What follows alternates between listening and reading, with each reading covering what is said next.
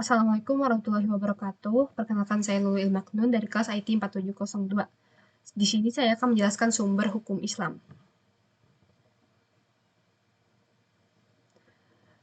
Apa saja yang merupakan sumber hukum dan nilai dalam agama Islam? Sumber hukum dan nilai Islam ada 3, yakni Al-Quran, hadis, dan ijtihad.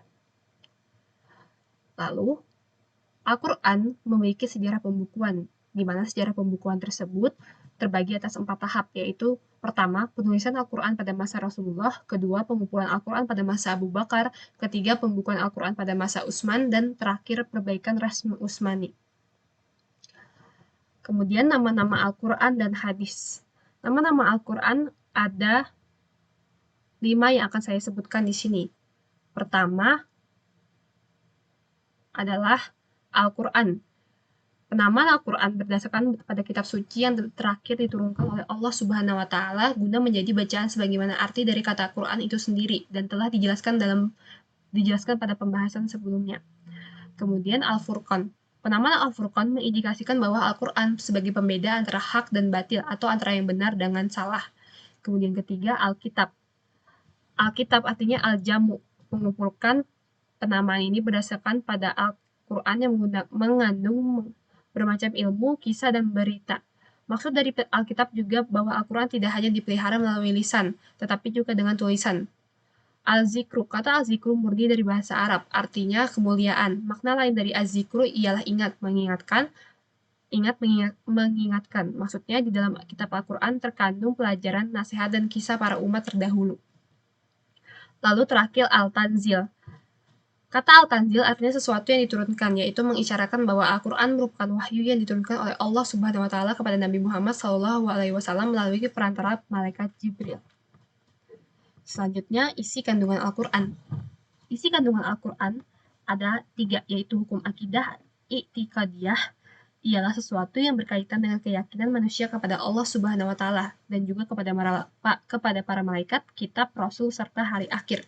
Yang kedua, hukum etika, khuluqiyah, adalah suatu perilaku yang berkaitan dengan kepribadian diri, di antaranya kejujuran, rendah hati, sikap dermawan, dan menghindari sifat-sifat buruk pada dirinya seperti halnya dusta, iri, dengki, dan sombong. Lalu terakhir hukum amaliyah, suatu perilaku sehari-hari yang berhubungan dengan sesama manusia.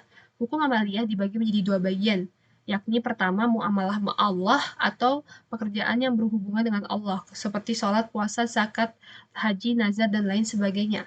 Kedua, muamalah ma'annas atau pekerjaan yang berhubungan langsung dengan manusia baik secara pribadi maupun kelompok. Contohnya kontrak kerja, hukum pidana, dan lain sebagainya.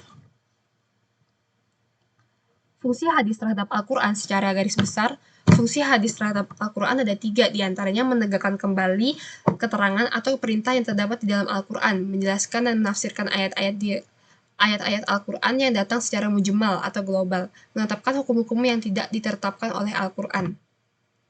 Pembagian dan klasifikasi hadis terbagi atas 2, yaitu secara kuantitas sanad dan kualitas sanad.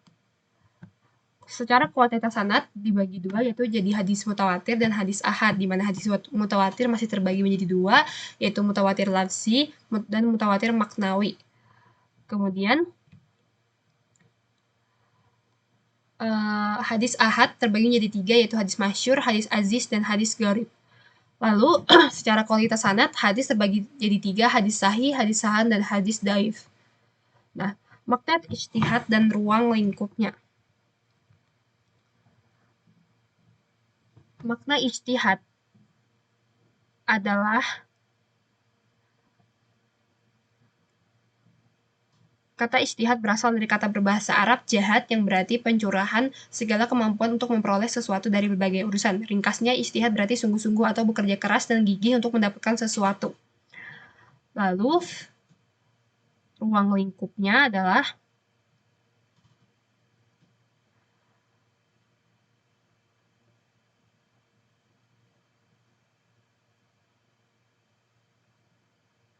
apabila sebuah perkara telah ada dalam nas yang jelas dan syarih dan pasti qat'i baik dari sumber asalnya riwayat maupun pengertiannya dan ia telah menunjukkan kepada suatu hukum syar'i, maka tidak ada peluang ijtihad di dalamnya. Dari